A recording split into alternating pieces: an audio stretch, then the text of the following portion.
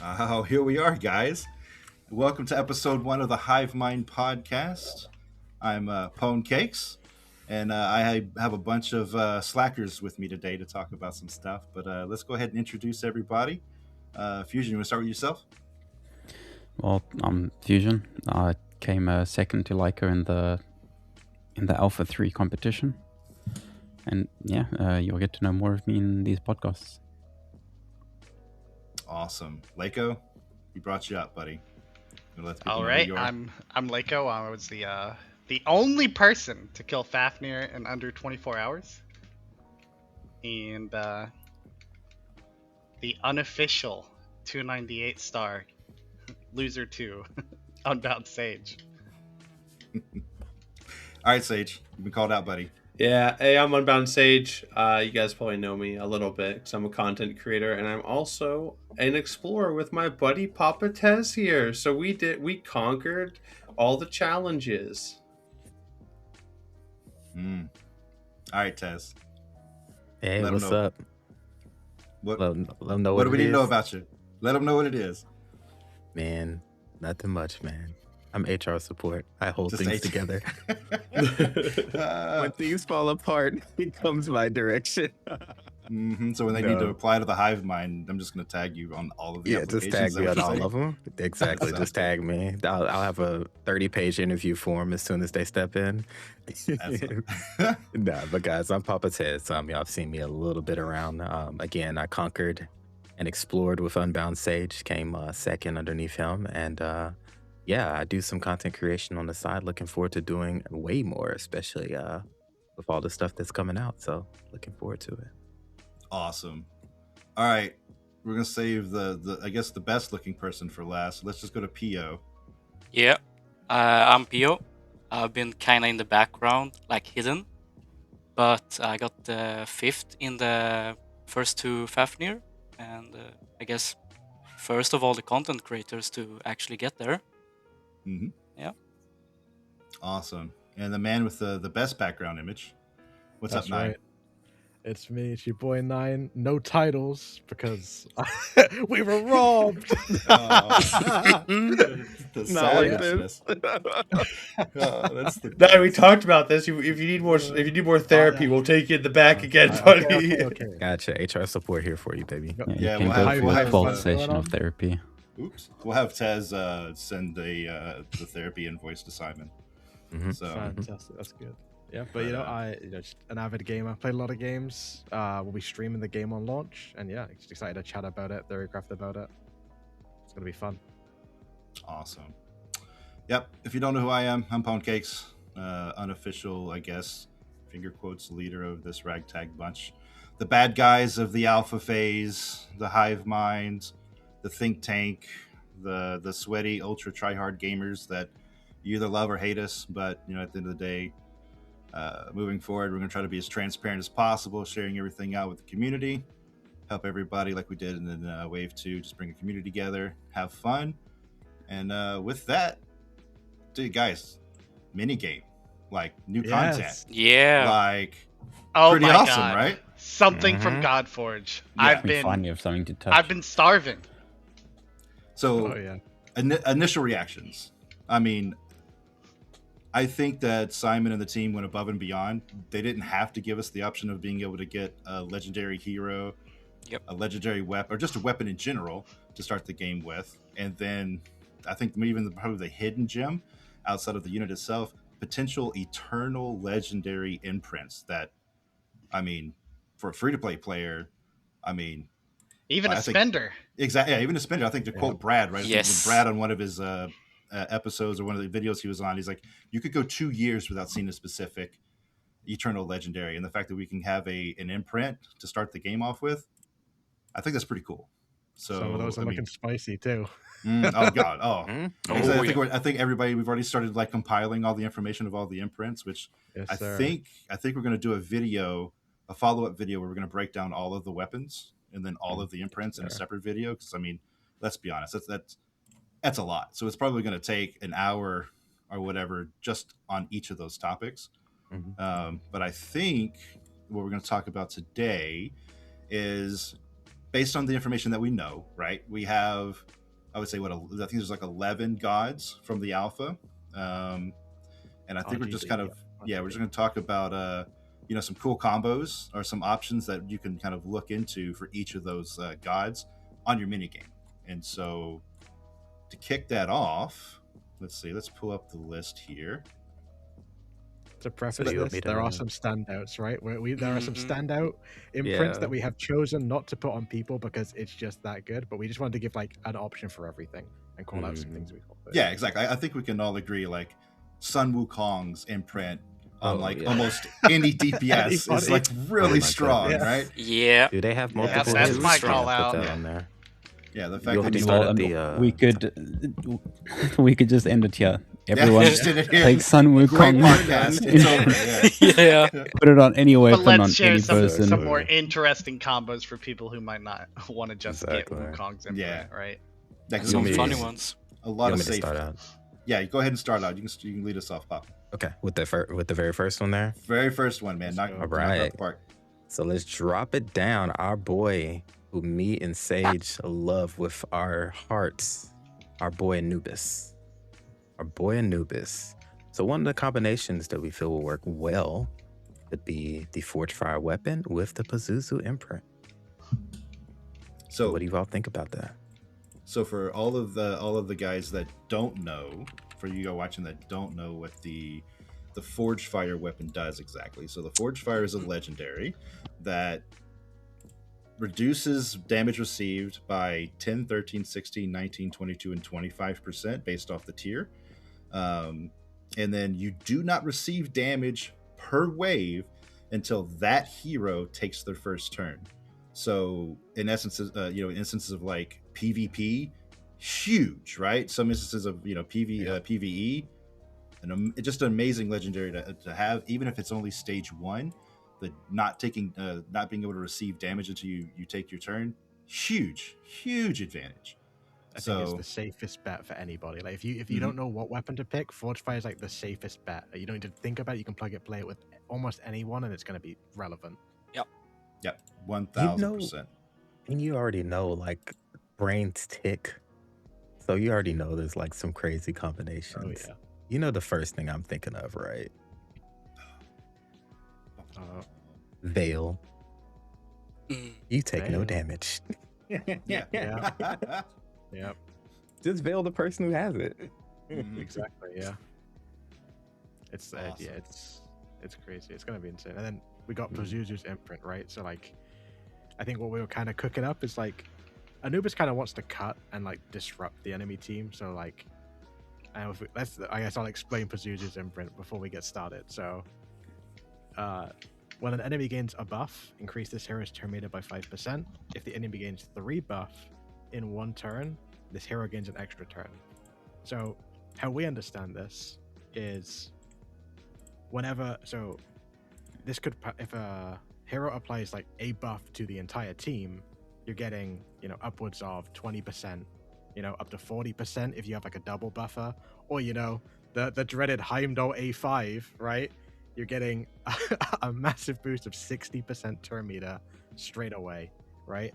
And then, your Anubis can just cut in front, and, if he sees a low health target, well, you know what's going to happen to him. Yeah, I think the ability to cut in is just, it's going to be huge, right? I mean, it's awesome in Raid, but in Godforge, like, not only, I think one thing people need to keep in mind is, like, not only the fact that you can cut in, but once that character cuts in, you can then use the ultimates of all the rest of your team, right?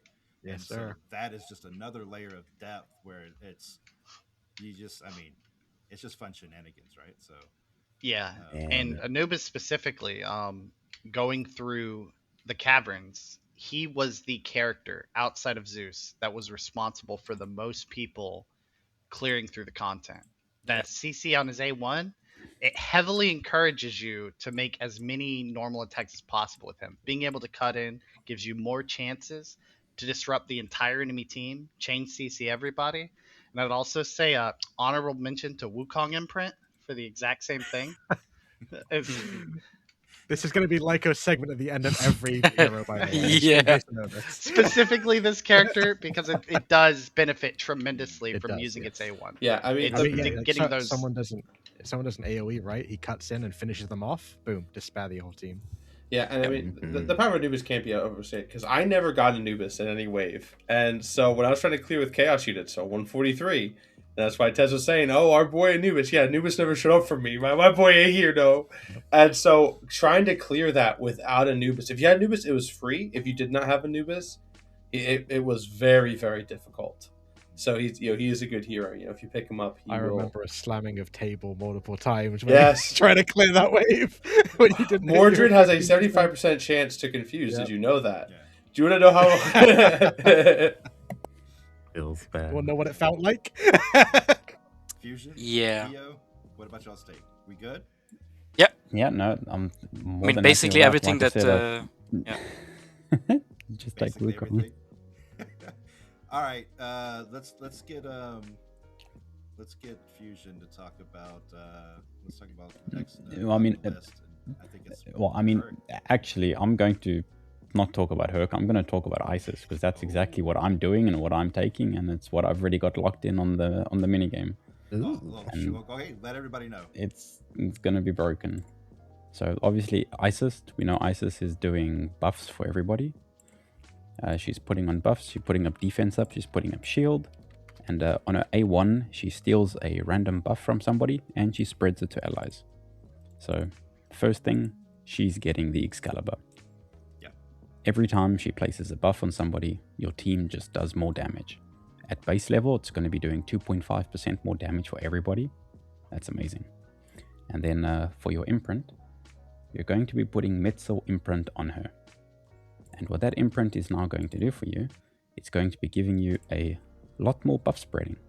And what we learned in the Alpha 3 is every time she takes a buff and spreads it, that buff is credited to her.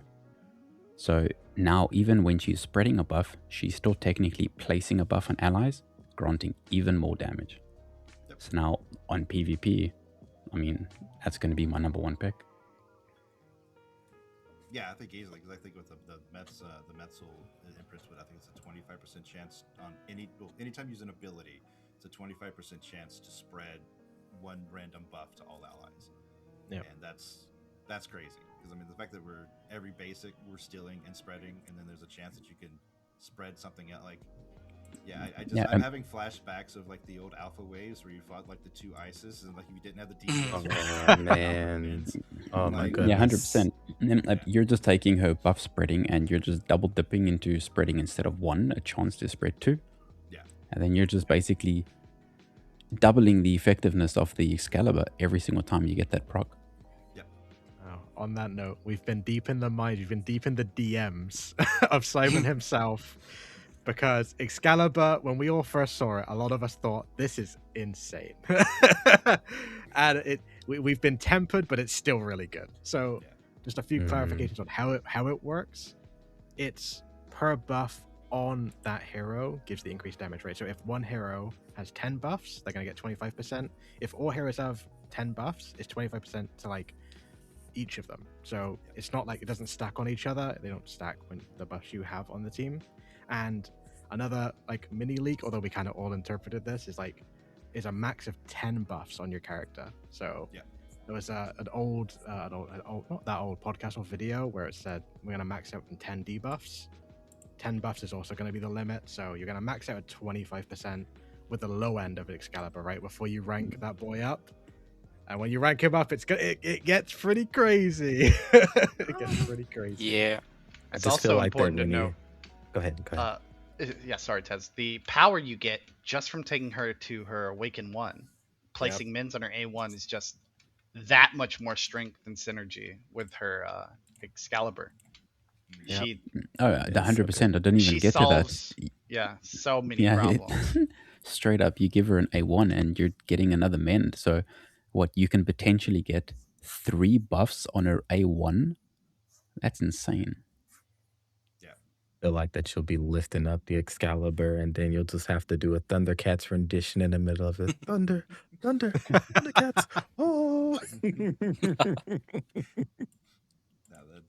Yeah, I definitely feel like after looking at all the imprints and everything else, that is, I mean, there's not many imprints that synergize as well with her kit that Metzley does. And so, granted, all of these imprints, all these champions, like we just saw with Raw, Drac, and Loki, everything's subject to change. That's pretty much the quote of game development, right? It's like subject to change.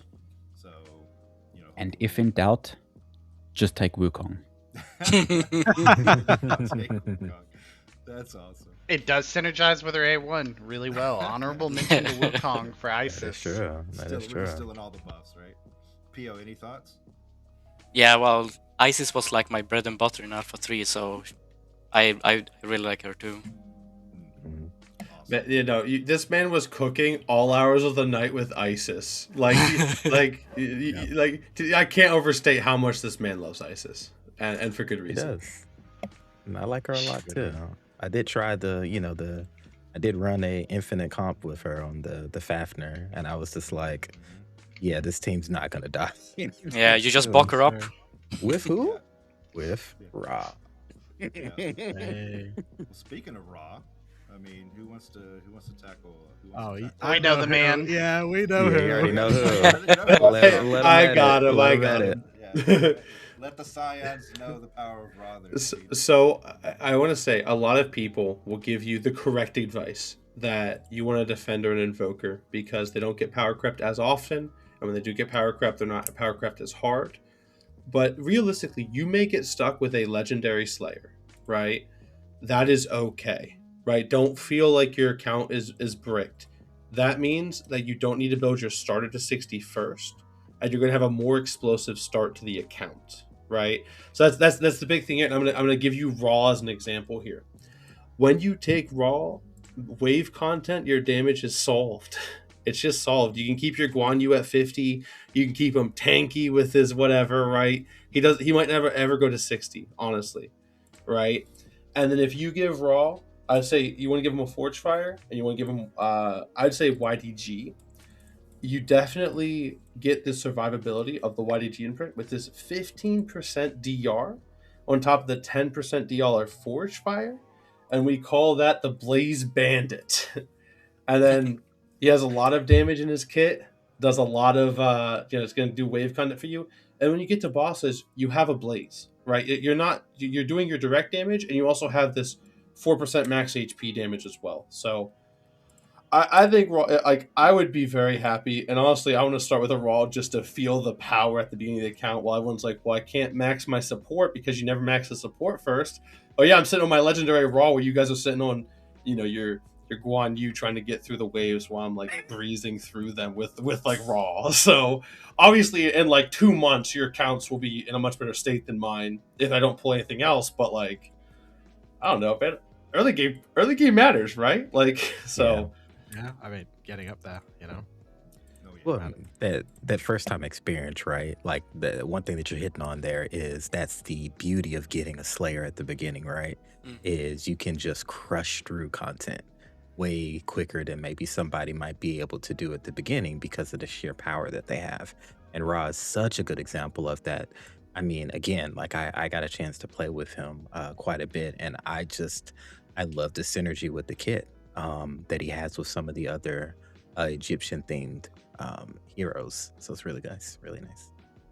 Yeah, I think that the simple fact that we didn't really get to showcase the power of like the Blaze comp in arenas. I mean not arena, but in the alpha phases, because it was Fafnir was not, it wasn't really optimal to bring a bunch of Blaze units to Fafnir, but in the game where we have campaign, we have bosses, we have, even arena.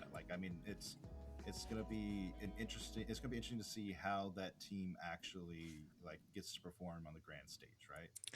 And I think you mentioned a really great point there, right? So we know how like Fafnir originally reacted to freezes, right? And that's something that I think that they want to keep in the game is they want to have bosses that react to the elements. So now you imagine you see some giant frost giant looking at you like, yeah, what's up, little punk? And then you just be like, Raw. Yeah, Snap. I mean, we saw a video from Simon. We saw a boss that has 6 minions, right? We don't know the mechanics, but like I'm just looking at these blazes and I'm like, this looks like Spider from Rage, right? Like I'm just gonna AoE 3-turn blaze. Yeah, sure, sign me up. Mm-hmm. Oh, for sure. You're really solid. And to mention, sorry, go ahead. Go ahead, Nine. No, go ahead. Go ahead. I just want to mention, like, obviously we're gonna get more heroes. We know this, but Ra is one of the few order slayers, right? You've got YDG and Zeus in the legendary category. They had an alpha, and you have like Achilles, Musashi, Bastet, Beowulf. If you're doing an order team, you're gonna need a big hitter, and like Ra is a fantastic choice for that big hitter. Fantastic, and we know what he does. A lot of them are locked behind the eternal. Right? Yeah. So if I hit a YDG, it's gonna be great. Yeah, you got YDG, you got Zeus, you got all these others that are like I said, to quote Brad again, is like it may be 2 years before you see the specific. Where's my Zeus, Simon? Yeah. Where's my Zeus? Where's the Zeus, man? I was promised one. Oh, okay. But I definitely feel like he's gonna fill that role, and he's gonna be really I think Blaze, it was very underrated in the alphas, but I very much seeing how how a well optimized Blaze team is going to be able to tackle content, because I also think it's important to note that Ra is a character who, unlike a lot of Slayers, should scale better with time. He should improve as the roster improves. As we get more tools to utilize Blaze, or to more reliably take advantage of blazes, he has a very, very efficacious kit in terms of applying blaze on multiple enemies with 100% accuracy. So he'll only improve. He's because of the blazes, he's a pseudo HP % damage character. He won't really at any point struggle or not be viable. And like Sage pointed out, resource consolidation at the early game is one of the strongest things you can do. And you're investing in a character that is going to be good in every aspect of the game. Good on bosses, amazing on waves, good in PvP. So consolidating all those things together, and him being an order hero, one of the few good order slayers, you're covering a lot of angles on a single slayer. Just avoid the fire dragon. Yeah. Hey, don't take him to Fafnir. Don't take him to Fafnir. So we did say what Forge Fire plus YDG, or did we? Yeah, I did. Yeah, well, I did say the other one. No, I thought someone else might say it. Maybe Pio wants to talk about it, right? Yeah, there was another imprint that was kind of a off pick there, and it's Sizin. She has she reduces max HP when burns tick, right? So it could really impact bosses in the game if they are effective of it, of course. Yeah, I think the one caveat to that is I think we were still waiting on clarification on the way, because I think it says the description says burn, right? So we don't know if that's blaze or ether burn. But if it affects blaze, then it could be so impactful. Yeah. I mean, Sage, we did a little bit of napkin math, right? The 6 minions are yeah. You're chunking with that max HP. Yeah, they are if all 6 minions stay alive and there's 7 procs, right? That's 28% max HP destroyed every turn. Yeah. Their max HP is gone in 4 turn rotations. Crazy. Yeah, so good, man. Honorable mention to Wukong Imprint. Triggering his A1, doing more blazes. Sage really good. To it. All right. Right. So we've talked about Anubis, Isis, and Ra. I gotta talk about her. Who wants to take? Yeah. Well, we can talk about her. We can to attack one of the other ones. Either way. We could take Herc. All right, go ahead, Pio. Hit him with Herc. Hercules is the tanky damage dealer.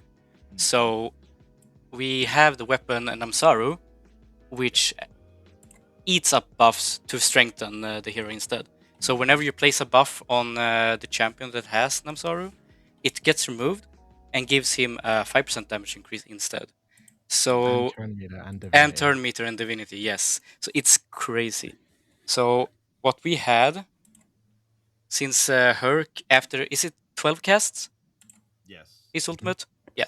He gets immortal every time. So every time he uses it again and again and again, he gets a 5% damage buff, divinity, turn meter, and everything. Well, I think we got clarification on that. I don't think that the 12 trials, I think they're more like the hidden buff. Okay. Don't trigger into, but yeah, every other buff On the absolutely works. Yeah. The caveat that he does get barrier every time he ults. And I mean, if you played with Herc in the alpha, you know he's hitting his ultimate every turn, every other turn. He's just going, you know. Yeah, and I'm sure there's going to be something. That's what he does. Right? Oh. Like, Exactly. Yeah. So that does drop me a question though. Like, is he going to be taking off those?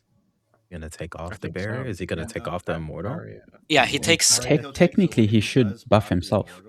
Yeah, he'll buff himself. He'll get the max HP, but whenever he does trigger the immortal, it would strip the immortal because it's an actual buff, right? Yeah. And but otherwise, go ahead. We had some internal debate about Namsaru because it's a very strong weapon, but its downside is very potent. And like, I want to preface this for everybody: like, this weapon is not for like the faint of heart. If you can't like problem solve your like very complex issues, like this might not be the weapon for you because it is very hard to use. Yeah. The reason we put it on Herc specifically, right, is he scales himself. He's tanky in and of himself, right? You try and put this on, you know, a Ra, and then your Ra's gonna get just real quick. and if you don't, account for these things, you're gonna have a tough time. And it's what are you gonna say, Sage? I'm not touching this with a 10-foot pole, so don't expect me to solve these for you, bro. You're on your. Namsaru is like I like the clockwork. I like the speed tune, the initiative tune, and Namsaru is so anti that. I'm not touching that. Where's like if you my Namsaru calculator? I was gonna say but Namsaru makes my brain go nuts. Because of the fact of like, I mean, again, if you're taking advantage damage of scaling, well, infinite damage scaling, but you can also like play with it with different comps. Go ahead, Paul. Pantheon boss. That's right. Yes, sir. When I see damage scaling and I want to do max damage, and I look at every single weapon that's been listed so far, everything essentially has a cap. Even Excalibur, as amazing as Excalibur is, it's capping at 25%. If I'm at a Pantheon boss and I can get to 10, 20 buffs removed, and my Hercules, or just almost anybody, to be honest, with your new damage dealer, and you're just smacking away. Like, the other good thing about Hercules is like, okay, he doesn't get buffs, and if he dies, guess what? He just pops right back up, and it's like he has a cheat death, but it's Kronos will meet entropy. Yeah. I mean, I'm thinking of even something else that's just like really nuts with that, right? It's like timing everything perfectly, right? So let's say you even had two people with Namsaru on, right?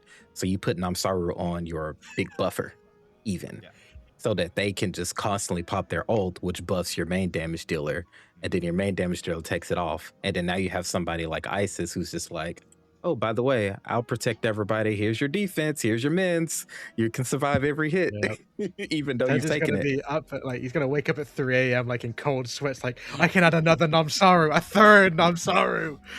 Put it in. I would say if you get it to tier 6, rank 6, or whatever, and you're getting 10% turn meter, 10% divinity, and 10% damage just off like. Because realistically, look at Isis, right? She's applying all the buffs. She's stealing buffs, placing them on. You're instantly just, eating them for. I mean, you could easily get 50, 60, even for the right comp, 70% increased attack. Like, the damage you can deal is insane. Yeah. Well, the upside's insane. So I mean, especially on somebody like Herc. Oh yeah. I mean, and then did we talk about the? Did you mention the imprint? No. One thing as well there, Pawn. It was. I don't think the damage scales up. It's flat 5% all the time, right? Even if you rank it up. Is it? Yeah, so the increased damage is 5%, but the turn meter and divinity goes to 10. Oh, yeah. Okay. Or 11, I think it is at max rank. Okay, so basically we'd be working with those two. And see, again, like that to me makes it even more like powerful for like because you're not really worried about the, the damage increase. But now your Isis is powered up with this, or somebody else that's like buffing is constantly getting their ults, And like Nine said, please be considerable. This character will not have buffs. They will die if they aren't innately very tanky. That's why it's so strong with a brawler like Hercules, who also scales his own max HP.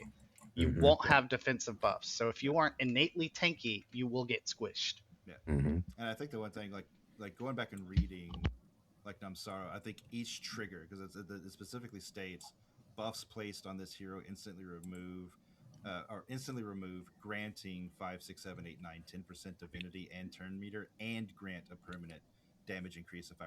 So that's all one instant. It's all grouped together. So every buff that's removed, you're getting, this is even just like for the base, like you're getting 5% turn meter and divinity and the permanent. So each buff, you're going to get all 3 out of every single buff that's removed. You could So turn one it's Dracula old flat. if you really wanted to. After reading everything on Namsaru, it basically tells me straight away that it's basically built for a brawler. Yeah. Because you don't have to build them that quick, because you just have to buff them up with anything, and they're going to eat it, and they're going to be gaining a turn meter. So inevitably, you can just make them a lot slower and not worry about putting the speed boots on them. And you can put the HP boots on them. Then they're just never going to die, but they're still going to get their turn. You just have to use your Isis to buff them up, or use your Heimdall to throw a shield on them, and or the retaliate, and they're just going to take their turn. I'm just having flashbacks of the video we made in Alpha 2 where we had the Herc that was like, 90k, 100k HP. Yep. And then we just went around, it's like, oh, Golden Guardian, we one-shot you. Fafnir, we one-shot you. And it's like, and if depending on how gear and weapons and everything are tuned for early access, the chance to maybe even get even better, the fact that most brawlers in general, you're building damage. The fact that you're able to build damage output and survivability off of one stat, and add extra layers. Remember this too. In the alpha, we were working with like tier 3 gear, right? Most of the time. Imagine if you actually have your whole gear, all 6 slots up to tier 5. Right, like we are talking bigger numbers than the alpha, right? If everything stays the same. So I don't know what this tier 3 gear that you speak of. I had tier 4 and above, sir. Well, I mean, not all of us can be rich like you, Tez, right? I'm probably gonna be a dirty well. I won't be a cracker, but that'll be a dirty well. Maybe the bad guys swiping for gear sets early on. It was like, oh no, they've got me. So, it's like, I'll stay free to pay because porn will be swiping for me. Did we talk about the imprint? No, we didn't. We never got to that. So basically, we want a tanky damage dealer with the Namsaru, and then we just put Wukong imprint on him. It's the most just anticlimactic thing I've ever heard. I mean, if he ramps up and you get just his he ally attacks then with the Wukong imprint, right? He just gets his damage out. And if he has ramped up, it's like a time bomb. Poof. And honorable mention to Wukong imprint on the other characters, because he hits everyone with his A1. Really good to bring them in on that. He's that we didn't really get into much detail about how powerful Hercules is. He's one of the best characters. He's probably the damage dealer I would go for personally. Having an AoE A1 that also applies acid is incredible. I mean, he absolutely, it cannot be overstated how good AoE A1s are. Mm-hmm.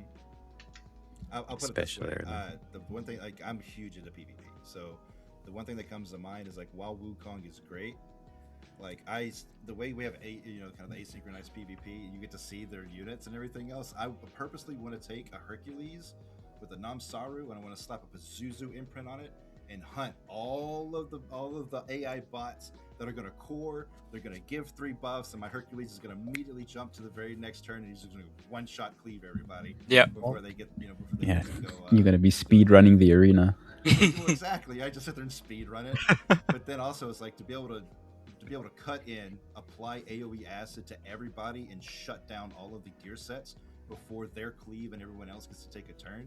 Just seems huge for any PvPer. That's crazy. I mean, as soon as you attack, you're putting acid on, and you're just killing their gear sets, and it's over. Yeah. I mean, an honorable mention there would be Forge Fire as well, then, because if you're gonna cut in, you don't want to take damage first. So if they put buffs out or attack you, you can just build a slow Herc, wait for them to buff, and then boom. Yeah. Very Well, nice. not to spend another like 54,000 Yeah. on Hercules. Oh Give yeah. me one. Give me Keep it one. rolling. Give me one. Not Hercules. Not Hercules. Because we could talk about Namsara, and we'll talk a little bit more about it later. But Yeah. I truly believe the person that can figure out Namsara with Beowulf will win everything. Will win. Can keep that man alive because it will go crazy. He's one of the only characters, I think. Yeah, it's the only character we know that scales his max HP damage, can scale with increased damage, crit damage. Yeah. Oh, but he ain't gonna be kept alive. I mean, it brings us back to Alpha 3, right? I don't know how we couldn't keep him alive a lot of the time. So yeah, if someone shows that, it's gonna be. Do we want to just like transition into the next Namsara user? I mean, might as well. Yeah. Yeah. So we don't get on the same cycle again. Exactly. Okay. I mean, well, the other one that's going to be using Nomsaru, we're going to pull out little Dracula. Yeah. That's right. And the new and improved. Yeah, the new and improved Dracula, and he's looking pretty juicy. I mean, for PvP, not really. I'm not too big of a fan for him for PvP, but any boss in the game, I mean, you're going to be sorry that he's coming for you. Yeah. So you're going to be putting Nomsaru on him, the exact same things. Any buff he just gets divinity, he gets turn meter, he gets damage. But on top of that, you're going to be putting Freki. Yeah. And Freki on top of that is going to just be increasing bleeds. So what Freki reads is heal for 15% of the damage inflicted when hitting an enemy under a bleed, and bleeds placed by this hero inflict 10% more damage. So you're now giving him self-healing when he's hitting somebody with bleed, which he already has. So now you're double dipping into the self-heal, and your bleeds are doing even more damage. And again, just as a byproduct, every time he gets buffed by somebody, it just gets eaten from him. He doesn't really need buffs because he's a brawler. He's super tanky as it is. You can build him a lot slower because you're going to be getting all of the Nomsaru turn meter, and he's just going to be killing. He's going to be the inevitable one. He's going to be the one everyone's got videos of soloing bosses. Yeah. I need y'all to stop making me happy with this, because every time y'all talk about slow champions and then just the idea of that I can get him to like 130 to 150 HP, like super crazy defense, tanking everything, and still because of Namsaro getting all that divinity and speed. Yeah. So good. You should note as well with Namsaru is the divinity gain on Dracula is actually 4 times better than the one on Herc, because Herc has 500 max divinity, right? If he's the same as the alpha. We know Dracula has 2,000, but it gives you percentage, right? So, you know, it's much more valuable on these heroes like Dracula that have these longer divinity costs. So it's very good on Dracula. Very, very good. Yeah, being able to ult bomb is I mean, again, we go back to the whole brawler thing. Like, he's building, you know, if you make him tanky, his basic is healing him. You know, he's going to be healing off of the imprint, and the sustainability is going to be insane. He's going to be stacking bleed. Like, I think I have a video of like Alpha 3 where I just soloed the 151 Fafnir with just Dracula just sitting there with like 6-piece shrine, right? And it's like, well, I have 97k, and it's like every time you hit me, it doesn't matter because I just heal back up to full, and Drac is a beast, and the fact that they made him even more offensively tuned compared to the alpha version. He's gonna be really nice. He's going to be amazing. But something else we actually didn't think of, the longer in the battle it goes and the more damage he gets from Namsaru, the more self-healing is going to get from the Freki imprint, because he's healing for the percentage of the damage inflicted. So there's going to be a matter of time where he's just healing more every hit than he's taking from the boss, and he's going to be the invincible team. He's going to be the infinite. Again. Again. You find the way again to proc the heals and the shield, and then now he's just shielding himself. Having flashbacks of the 10.089 million damage. Yes, sir. Yeah. That'd be pretty awesome. I want to also preface a little bit with so I want to give a couple more options because I think what I want to talk about an imprint. But Yeah. Frecky is an epic imprint, and I don't think we need to necessarily want to recommend you taking an epic from this minigame because there is a lot of very good legendaries, but like keep an eye out for this. And there's 2 other epics I want to talk about. Maybe Sage wants to talk about the other one, but I want to talk about one. I want to talk about Big Boy Thorkel, okay? Yes. He has text, a lot of text. And so I'll read it out because it's a long one. Stay with me, folks. Okay, so this hero gains effects depending on the stacks of bleed on the enemy team. At 5 stacks, he gains 10% increased damage. At 10 stacks, he steals 5% turn meter when attacking. At 20 stacks, he takes 15% less damage. These are 3 imprints in one. This is 3 imprints, 3 good imprints in one. As a matter of fact, and it was confirmed that you do get all 3 of those. Yes. So that's all 3 benefits, and it's absolutely crazy. 3 in 1. I love the Good Frecky baby. idea, but if you get to a point where you don't need the extra healing from Frecky, this is what I would go. It gives him damage reduction so he can survive longer without buffs from Namsaru. It steals turn meter so he's getting his turn faster, and it just gives him a little bit more increased damage to add on to the billions more we're gonna get facing Kronos. Yeah. I think the Frecky interaction has a better chance of getting maybe rebalanced because it does have that scalability factor that reaches the point to where it's like I'm just out healing everything. Yeah. Especially on content that doesn't have like an enrage timer or any sort of scaling aspect. Because even Fafnir, when we killed him in 151, like he ramped, but he didn't get to a point to where he was just like straight just one shotting you. You could just survive it, right? And so it'll be interesting to see what happens.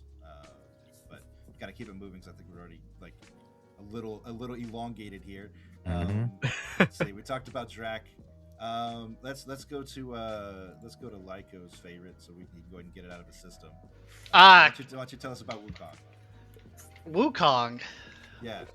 Well. No, he wants to talk about Heimdall. He wants to talk about Heimdall. I want to talk about Quetzalcoatl. Quetzalcoatl. What are you guys talking about? No, it's literally his favorite. It literally both of your favorites. The moment you said Lyco's favorite, then you said Wukong. I was like, what? No, he loves Quetz, man. Yeah, he does love Quetz is the GOAT. Okay, I am the ultimate Quetz believer. This is the god I worship. Actually, in my personal life, he pushes your stats so high. I mean, Quetz does so much. There are 2 versions of the build that I think are really easy to kind of look at.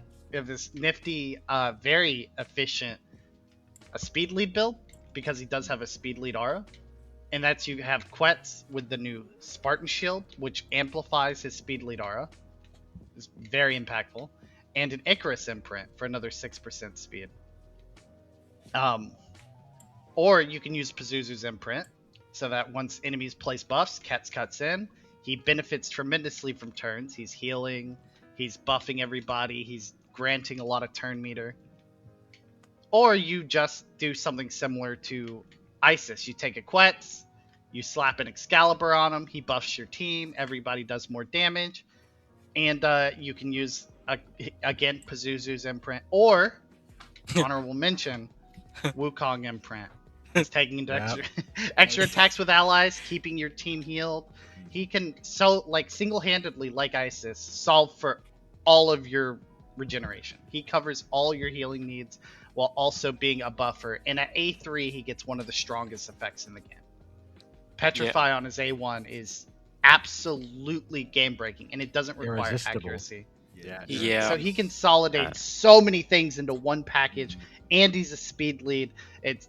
This is who I would pick, personally. If I could pick anybody, this is what I want. Well, just to kind of go along with that, right? And one thing, some people may have not seen it yet, but if anyone's been paying attention to the imprints, massive nerf. I would say a much needed rebalance, right? So Isolde, our love and savior of the best imprint in the game, not close, Adam in shambles. is very much had a nerf, like just sycamore brought to her face, right? Like we it don't know is- if she has Should've taken changed her on style. back. It could just be yeah, her. but just the Just imprint in shocked. general, right? So instead Nah, of affecting dog. all allies, now it's just 5% HP to one The one wielder, that right? has Which the is a imprint, massive, Wielder. massive nerf. Which is So, needed, like what you said. Yeah. But we all, come on, y'all. Y'all already know how this works, bro. Yeah. The legendary is gonna come later down the line. Probably. gonna come. Paul just We doesn't know want us to have this. fun. We know They just don't want us this. to have infinite teams. It's okay. It's just gonna be Ultimate Assault Day, right? It's gonna be called the Atom Update, and they're just gonna make Assault Day. Oh man, Shut with up, him holding Adam. hands at the altar with Isolde. Get Adam the custom in-game skin. This is Exactly. her wedding dress. Ultimate Tristan is just modeled after Adam, right? So great.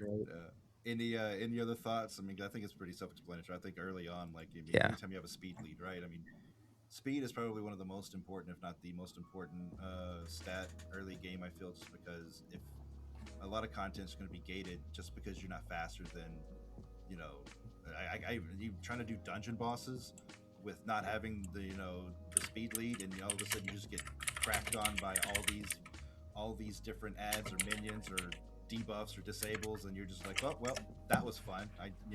I could waste more energy trying to clear this, or I have to go farm more speed. Otherwise, it's just GG. So it's quite.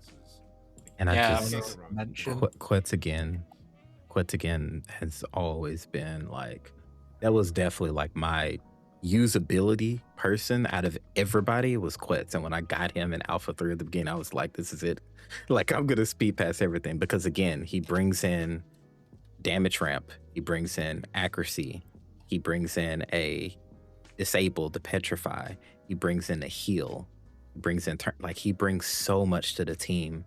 And so if you're able to get, somebody like this, oh my goodness, man. I mean, the other thing is, like, spoiler, everyone thought that we were using taunt bug to get past 120, but some of us, you know what? If you read Quet's ability, if you have he revives, and if somebody's dead before then, people didn't have, certain gods didn't have the banish debuff or the not being able to revive debuff. And guess what happens when the Golden Guardian smashes, and then Quetz goes, haha, throws up the middle finger, reses everybody, and then Golden Guardian just falls over it. I don't know who 85%. just clicked I the don't button know and who. it just happened the first time for out of no reason. Some of us had to use that Shinigami, was right? many hours of trying to figure that out, right? I'm like, why did that work? New Then tech. Clever use of game mechanics. That's right. We're gonna title that. So. Can I do a Mhm. Quet's honorable mention? Not to Wukong. But Fusion will indeed get Quet and cook up some type of strong hit build where Quet's will always strong hit. I will be waiting to see it, and you will be petrified by it. Literally. I'm trying. I will We're still also. figuring it out. Somehow get her to always get a strong hit or get more percentage chance of strong hit, and just turn her into an A1 CC on everybody. Mm-hmm. That's the With a plan. Wukong imprint. Yeah, with a Wukong thrown in for I the just want lols. to attack over and over again. Oh, wait. Oh, not the Wukong imprint. Oh, that's terrible. It finally clicks for you, Tez. It's terrifying. The scariest Honorable mention, I mean, Wukong she's Imprint. just coming in the whole time. we always talk about the attack part of Wukong Imprint. There is a survivability part as well. When you would die, you get immortal. So Quetzalcoatl will not die first against these cleave teams, and so you'll get maximum value out of your revive passive as well. Like 100%. Mhm. Wukong Imprint is really, really good. Like Mhm. Honorable mention to Wukong imprint, the Wukong imprint. Mhm. Yeah, I mean, everyone coming from raid terms, you have your Marishka. Just imagine having a immortal on a Marishka. Your whole team dies. Marishka's immortal. She dies, and then everybody comes back again. It's the same. I just same died premise in my with seat hits. just now. Well, speaking of I Wukong, Yeah, I feel like we've got let's to talk about the man, right? Wukong. Boring. Yeah, Boring. Wukong with Wukong imprint. But we talked about though, right? We were like, yeah, actually, maybe. No, Wukong. It's the same thing with we talked about Raw. How like your account is not porked if you get a legendary Slayer. The Slayers that we see are pretty good, right? It's the idea of not having to build your starter. But Wukong, man, he is really, really good because He's the So goat. strong, so He's the powerful. goat. Yeah. he's the goat. I mean, and we talk about the Mhm. ultimate and the this is all from memory from like months ago. But he gets divinity during his basic, and then when he joins into attack, he gets more divinity. This feeds into his ultimate, which is actually a great control tool to steal turn meter and keep looping through this ultimate like turn thing. And we see this a lot on Slayers. We see this design a lot actually, where your basic kit, your core and basic feed into your ultimate, and then your ultimate feeds back and gives you more turns, right? We see that on the starters, right, with cooldown reduction and divinity gain. It's a really good design, and Wukong has it as I love well. it. And he has a I love stronger. feedback design. The most important thing is he has a better form of the Wukong imprint, right? And if you're unhappy with him, you can turn him into another That's Wukong right. imprint. And then Incredible. Thunderbolt is a honorable mention here, right? Because he's going to be attacking out of turn a lot, right? Especially he is a TN unit.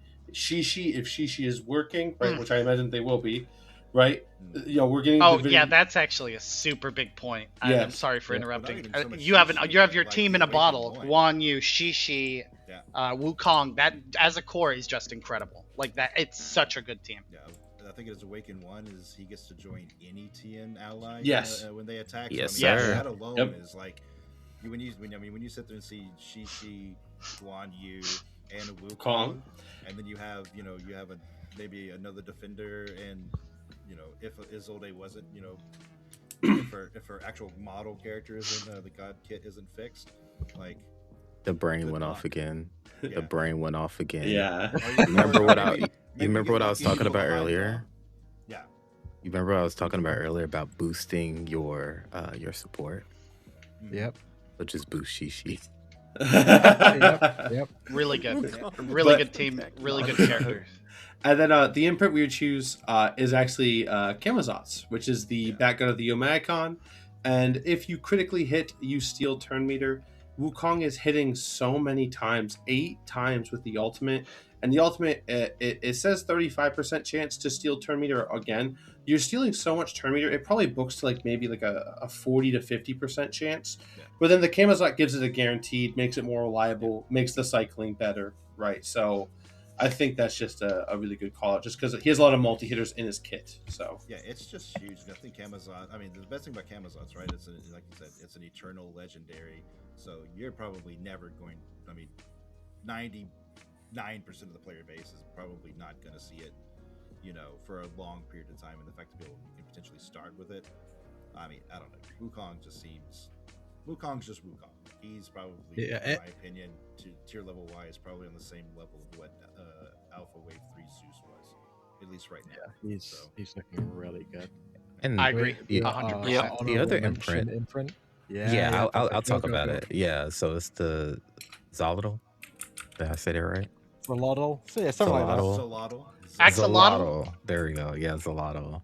Like a That lizard. has that 10% chance to join an ally in attacking. I mean, he's already joining in. So now he's Yeah. smacking even more for no reason.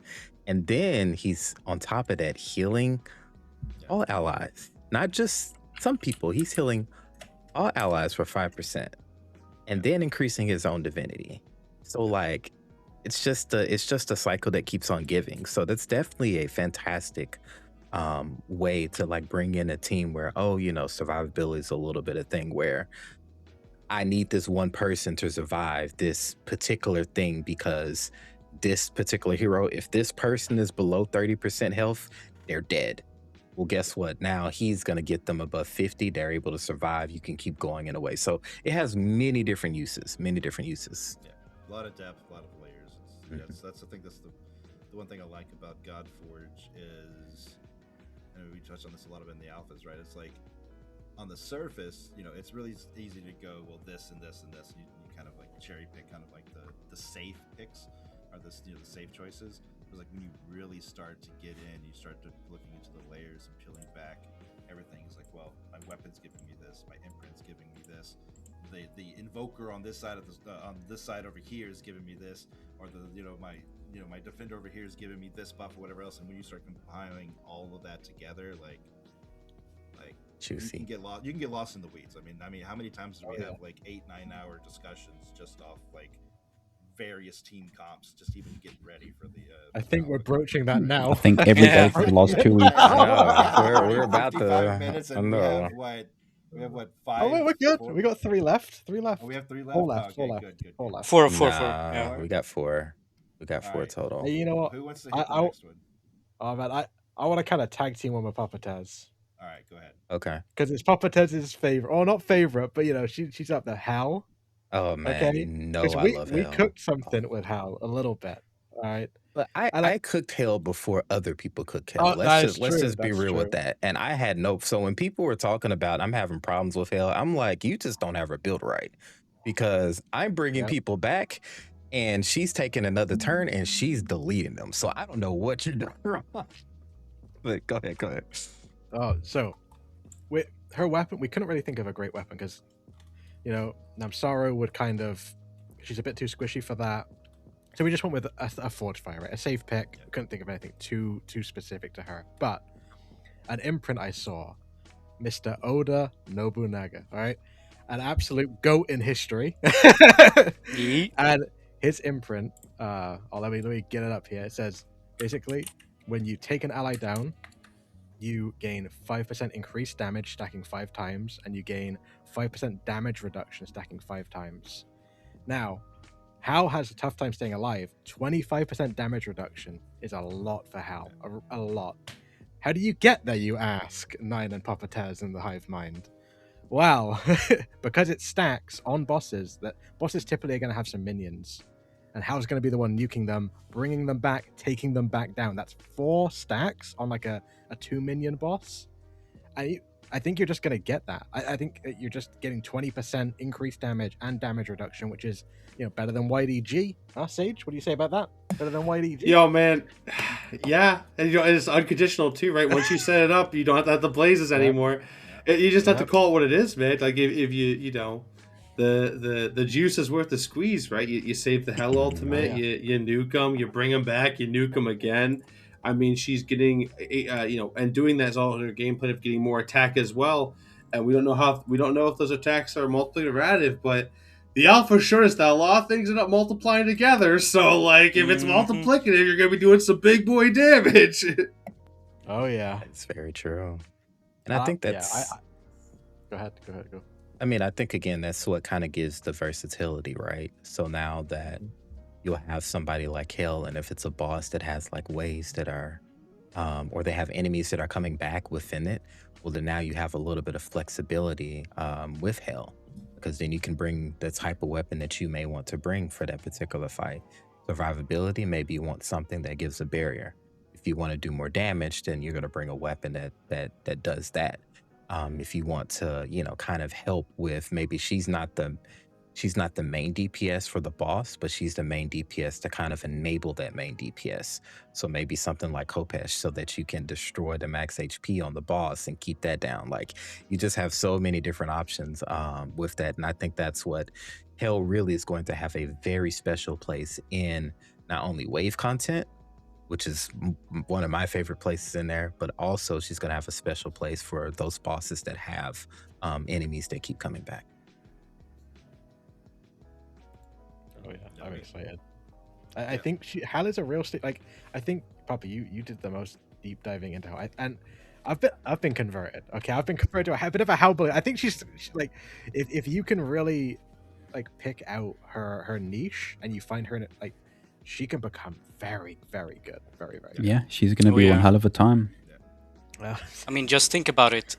With the weapon and the imprint, she is... a max Force Fire is 25% reduced damage. And if she gets the imprint stacking, it's 50%. And then she also gets the damage amplification.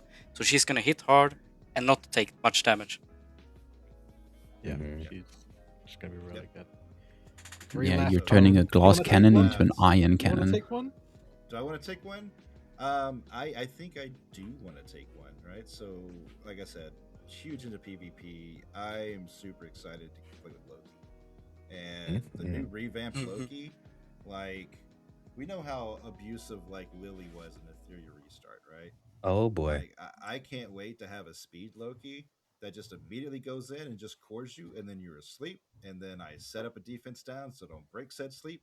And then my Hercules or somebody else comes in and gets all this extra damage, and we just cleave you, and that'll last for probably a couple of seasons until everybody gets their counts up, and we kind of transition into that brawler like brick wall esque teams. But yeah, dude, the new updated Loki is really good. I mean, sleep is huge. The charm is pretty good, as far as getting to like affinity tanking in PvE. I think we kind of discussed that a little bit.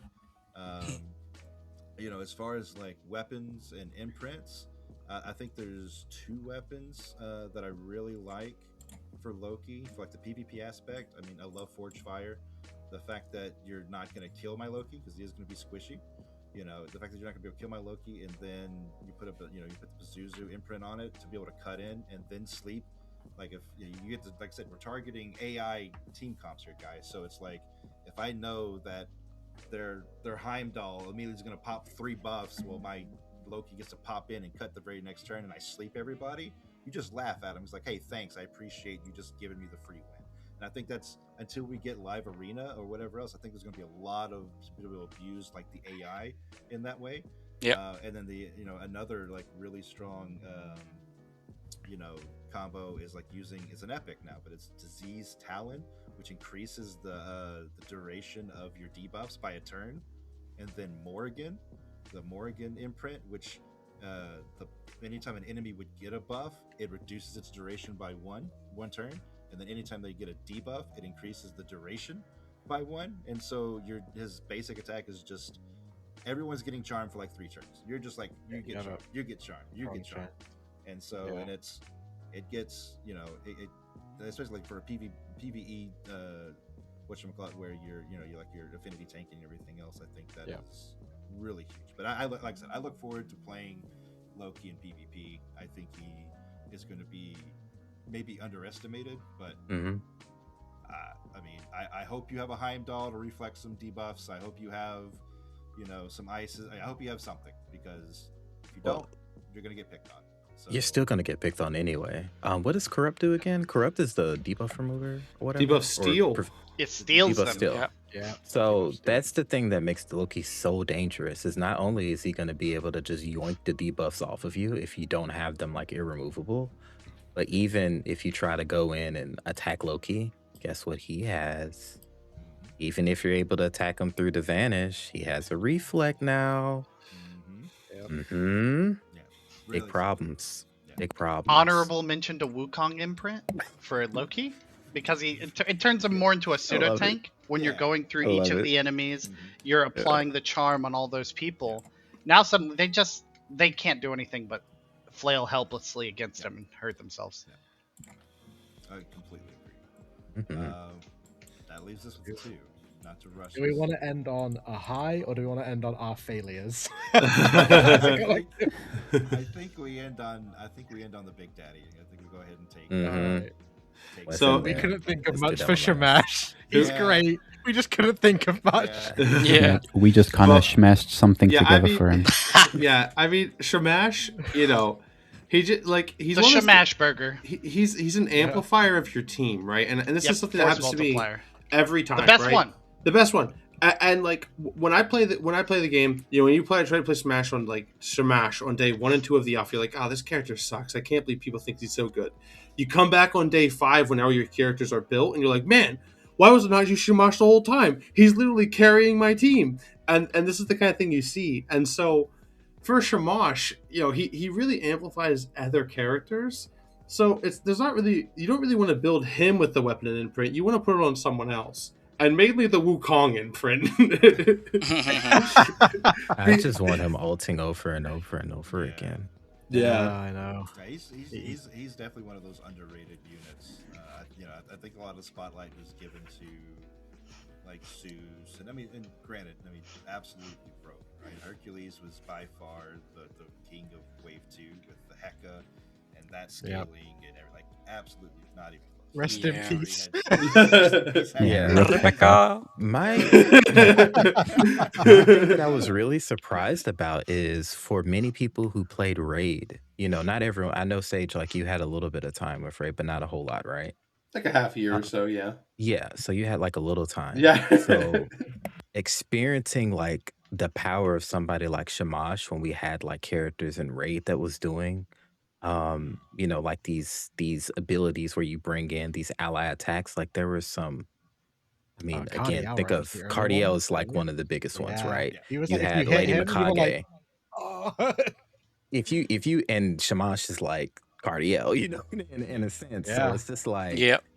I was so surprised that more people just wasn't like using him, because I looked at him and I read his kid and I was like, that was my alpha one, like number one besides Hale. Yeah. Shamash was my number one because of that power. And so I think that as people will see it, and because again, we're gonna have different types of content, Shamash is really gonna shine so well. But again, as Sage mentioned very well, you're gonna want to put stuff on other people and then bring him into pair. You'll see He his will power be on every in-game team comp for yeah. the He's gonna be really web. good But with that. it's hard because at the beginning, like you said, he's a force multiplier. You're not really multiplying by anything when you don't have any characters. But he will be one of, if not the strongest characters long term. Period. He just will be. If you're okay with a bit of a slower start, like I would really consider him. Like, I'd really consider him. Well, I think No. I think his value and everything drastically increases once we learn more of all of the other heroes, right? Like once we know, once we know what all of the other gods are doing, like I might do. Imagine we have like a core resetter, Ooh, yeah. like well, there is Oh, one, I think, right? Maybe no. I mean, it's Is there an probably imprint gonna be I don't think so, implemented There's at an least. imprint there's an imprint that Nope. No. I don't Nothing think so yet. not currently. Not yet.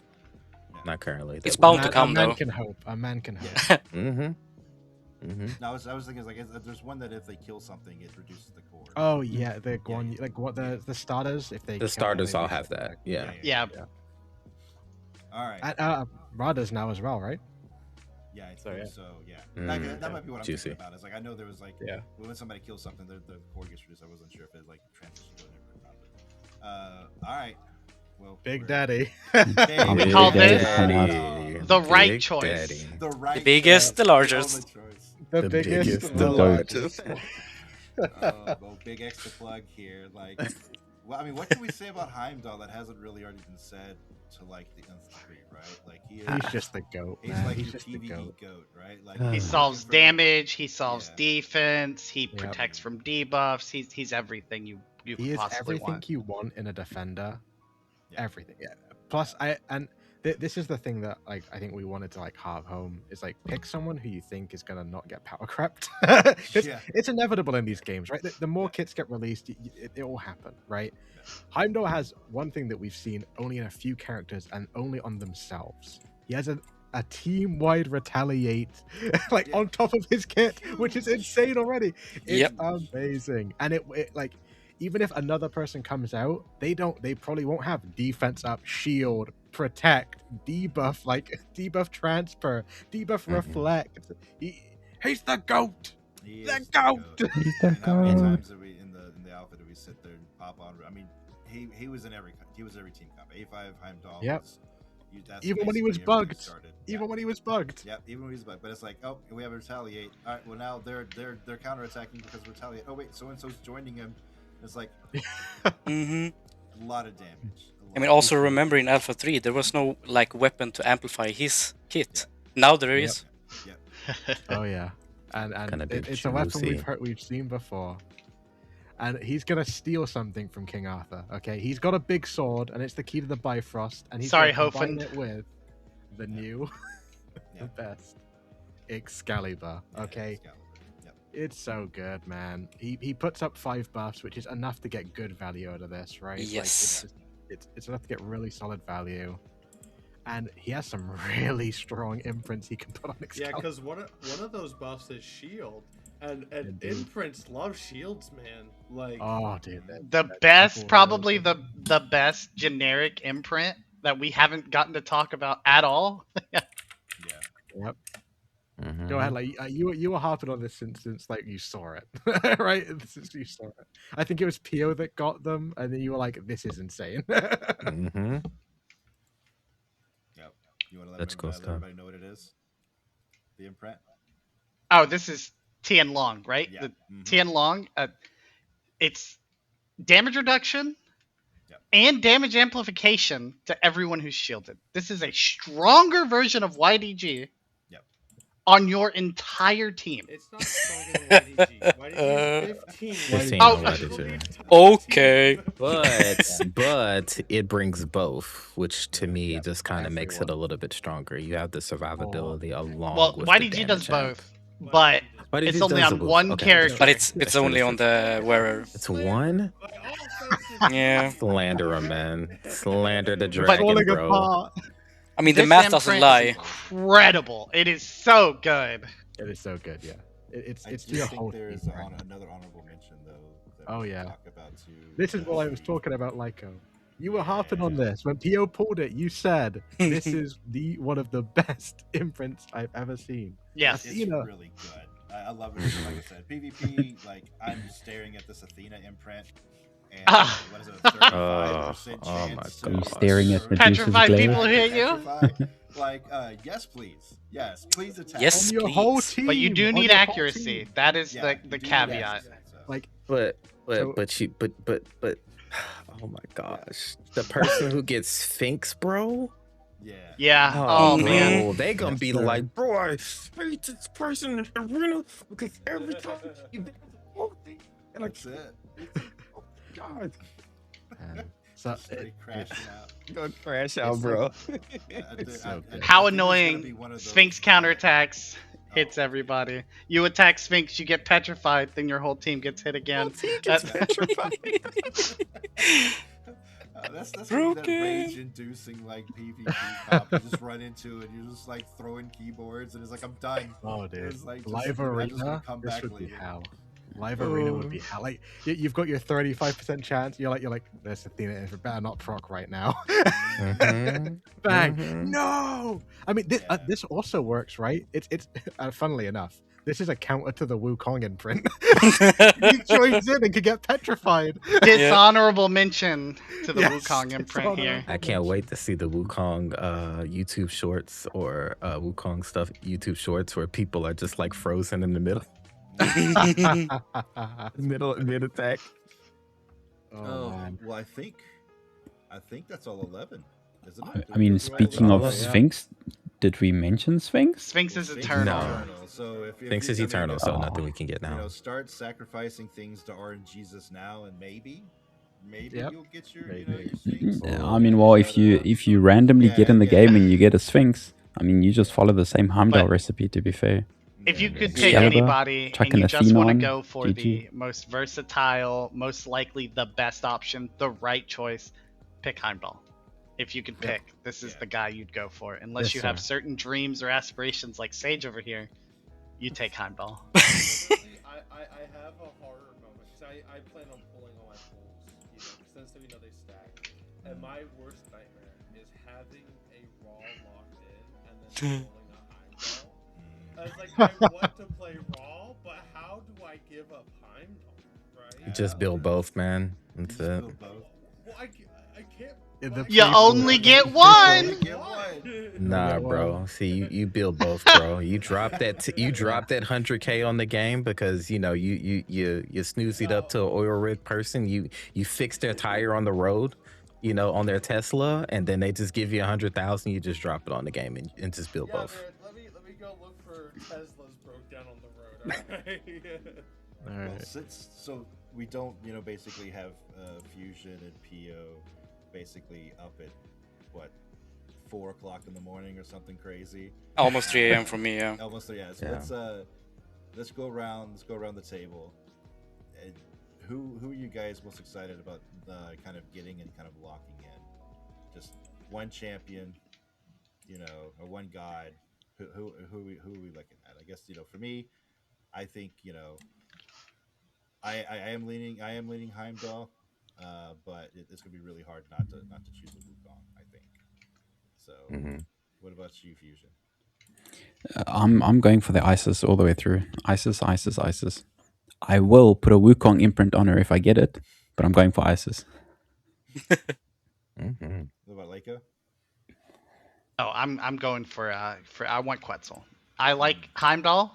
If I get him, obviously I'm gonna take him. But I'm really hoping, fingers crossed, I'd love a Quetzal. Slap a nice Wukong imprint on there, and have a great time. I love that character so much.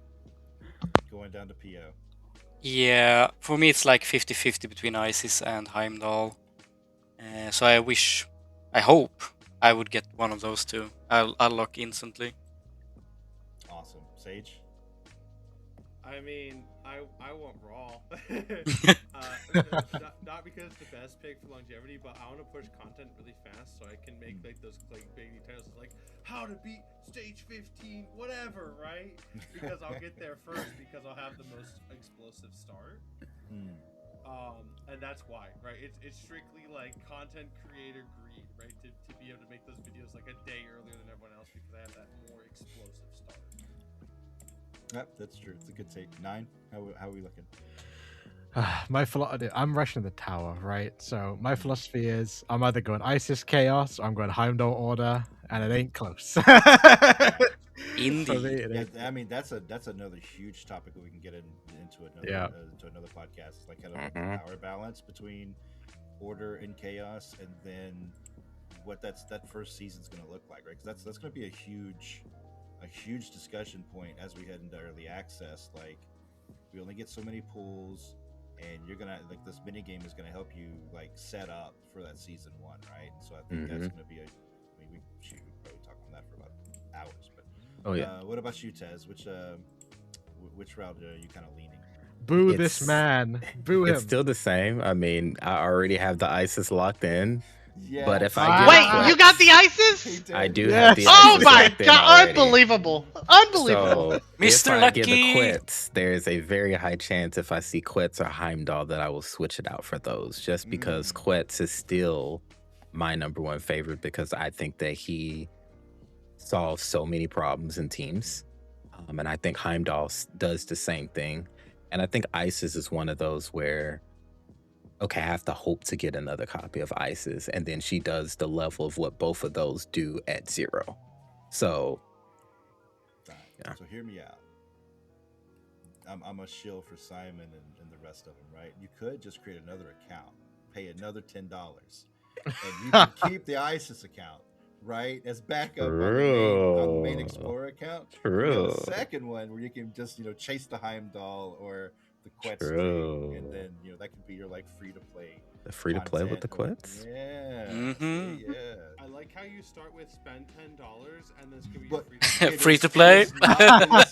It has not reached early access. Technically, I mean, that's a good question. I was like, are you technically free to play if you bought the premium pass? Okay, No, let me put it to you this way, and I'm gonna throw it out here just like this, and maybe we can end on this thing. Is I understand about being free to play, but if you tell me that if I go to a steakhouse and instead of getting regular butter, regular rolls, and regular sides, I pay $10 and I get delicious compound butter along with 2 extra sides with extra fixings and a special au jus sauce and all this other stuff added to it, with somebody putting a napkin in my lap. Yeah, it is true. So But, I mean, you'll find me in the dumpster eating the scraps then, if that's the analogy. I mean, Free to play all the realistically, way. Down here in Texas, I mean, we usually get that almost for free with our steaks anyway. So it's I mean, true. for hardcore grinders. I mean, hats off to the free to play warriors that are salting emails, trying to make 100 accounts just to get their roles in, right? Like, hats off. Nobody would do that. Nobody. would do that. Nobody Yep. at all. Well, gentlemen, I think Can I give a little it's final? been an amazing hour and 19 minutes at this point. Let's go. Yeah. Can I give one final thing just for the Hit community? us with it. Just quick. me and Sage are gonna compile a list of all the imprints and weapons. So if you guys get like some screenshots of them, we don't really know what we're looking for. We have about 99 imprints right now. We've pretty much got all the weapons, but if you can just send it to us, head in the Hivemind Discord or the Godforge Discord, just like post some screenshots. We'll get a list out and we'll get the spreadsheet out to all of you so you can make informed decisions. That's like what we want to do. We want to give you guys the like information so you can be informed on these topics. Yeah, and I think what we're putting some finishing touches and working on kind of like our Hivemind master sheet. We already kind of have like our Hivemind database built, but we're looking to put a public facing kind of like master sheet out for the public. That's going to be pretty in depth and inclusive of everything. So be on the lookout for that. We'll basically be putting some touches and everything on that. So our final touches on that. But yeah, if you guys could shoot us the imprints or put them in the main Discord so that everybody has them, it's going to help everybody make those. Because I mean, realistically, this as a free-to-play person, I think that a free-to-play player, this is probably the most important decision you can make to set up your account, and it's not close. I think we can all pretty much agree on that. It's like, when is a free-to-play player ever really going to see a potential eternal legendary imprint, or just a super solid legendary like any of the ones that we've mentioned? And so yeah, and then just having the knowledge to be able to make the best decision for their account is, I mean, like I said, it's understated. So with that, pick your favorite also at the end of the day, right? Pick your favorite if you want to. Like if you see a cool picture, dude, just pick it. Like, you're gonna be good. Yeah, I mean, this is definitely something that I look forward to. I hope for on. Where was Rob? Yeah, I mean, I'd say there are no bad characters except for Hell, and even then, people disagree with that sentiment. Well, guys, it's been a blast. Thank you for anybody that's watched all of this in its entirety. You guys are rock stars. We look forward to doing this at least once a week, and we'll have some other supplemental videos like the in-depth weapons, the imprints. We're gonna on this channel. We're gonna be doing boss guides. We're gonna do everything that we can to try to help you level up your game. If you don't have a home and you're looking for an awesome place to kind of chill, hang out with competitive, sweaty gamers, or the people that just are on that same competitive mindset, hit us up. Our recruitment threads in the main Discord and the recruitment channel. Other than that, man, we'll catch you guys next time. And yeah, everyone have a good night or early morning, like in Fusion and Pio's case. Yeah. Hivemind out. It's 2 a.m. for me. Bye bye. True. Yeah, poor Knives. You're like a vampire, so you stay. That's true. It's fine. It's fine. Yeah. But all right, guys, y'all take it easy, and thanks for joining us. All right, bye. Peace.